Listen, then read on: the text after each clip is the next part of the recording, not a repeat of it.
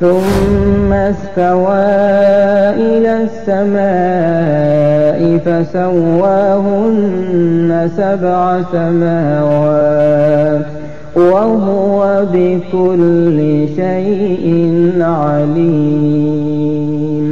Assalamualaikum warahmatullahi wabarakatuh. Alhamdulillah, salatu wassalamu ala rasulillah. Pada kesempatan yang bahagia ini kita akan menjelaskan tentang bagaimana cara pelaksanaan sholat id di rumah. Karena bisa jadi kita tidak bisa melaksanakan sholat id di lapangan karena ada halangan.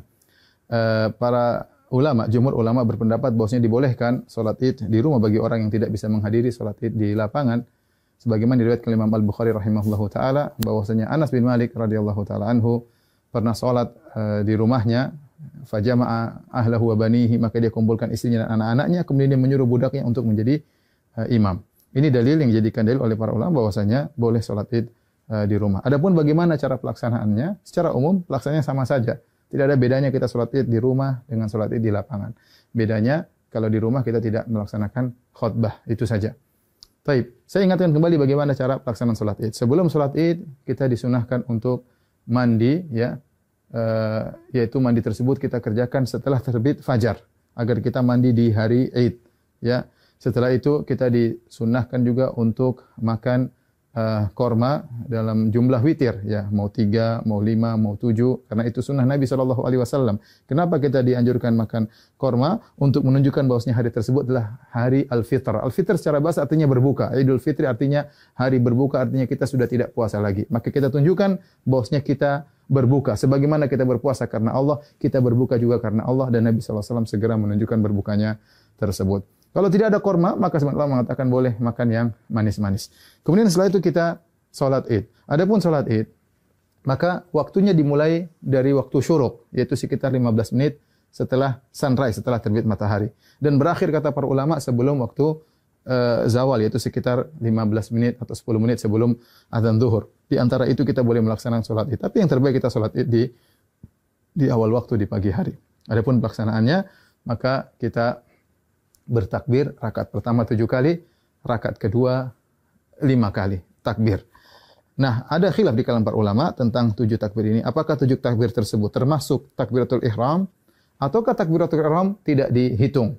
Ya, takbiratul ihram tidak dihitung. Ini pendapat Imam Syafi'i rahimahullahu taala dalam kitabnya Al-Um, bahwasanya takbiratul ihram tidak dihitung. Jadi bagaimana caranya? Kita bertakbir dulu, Allahu Akbar. Ini takbiratul ihram. Kemudian kita baca doa istiftah. Setelah kita baca doa istiftah, baru kita bertakbir 7 yang disebut dengan takbirat zawaid, takbir tambahan. Kita takbir Allahu Akbar. Allahu Akbar. Nah, apakah di antara takbir ini ada doa khusus? Tidak ada dalil ya, dari Nabi SAW.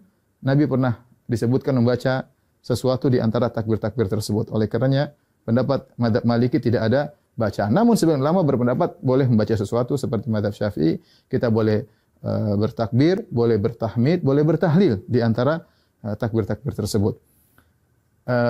Kita ulangi, kita Allahu Akbar, takbiratul ihram, kemudian kita baca doa istiftah, kemudian kita takbir 7 kali. Allahu Akbar 1, Allahu Akbar 2, ya, Allahu Akbar 3. Antara takbir satu dengan yang lainnya kita ada jeda sedikit, apalagi kalau kita jadi imam, agar makmum di belakang bisa mengikuti kita. Kita lanjutkan Allahu Akbar 4, Allahu Akbar 5, Allahu Akbar 6, Allahu Akbar 7.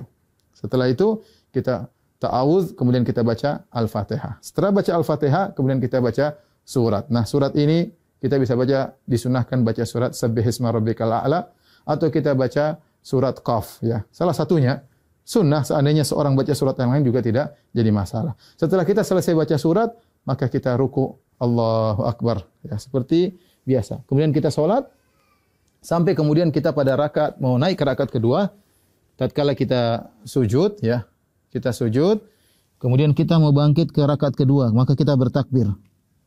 Allahu Akbar. Ya. Nah, takbir dari sujud menuju ke rakaat kedua namanya takbir al-intiqal. Yaitu takbir perpindahan dari satu rukun ke rukun berikutnya, dan itu tidak dihitung, tidak dihitung. Nah, rakaat kedua kita bertakbir 5 kali. Takbir tadi enggak dihitung, kemudian kita takbir lagi. Allahu Akbar. 1, Allahu Akbar. 2, Allahu Akbar.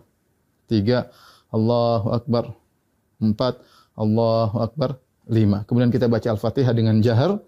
Kemudian setelah itu kita baca surat, disunahkan kita baca surat Al-Ghasyiyah atau kita baca surat Qaf, surat Al-Qamar, kita baca surat Al-Ghasyiyah atau kita baca surat Al-Qamar. Kalau tidak, kita baca surat yang lain, tidak jadi masalah. Kemudian kita selesaikan salat kita. Nah, setelah salat, apakah ada khutbah? Jawabannya, Anas bin Malik ketika mengumpulkan anak dan istrinya, beliau tidak berkhutbah. Oleh karenanya, asalnya kita tidak berkhutbah. Namun sebagian ulama seperti Ibn Qasim dari mazhab Maliki mengatakan jika berkumpul banyak orang maka ada yang berkhutbah, maka itu baik, tidak mengapa, tidak terlarang. Ya, demikian tata cara singkat ini. Semoga bermanfaat bagi kaum muslimin. Semoga Allah menerima ibadah kita. Wabillahi taufik. Assalamualaikum warahmatullahi wabarakatuh.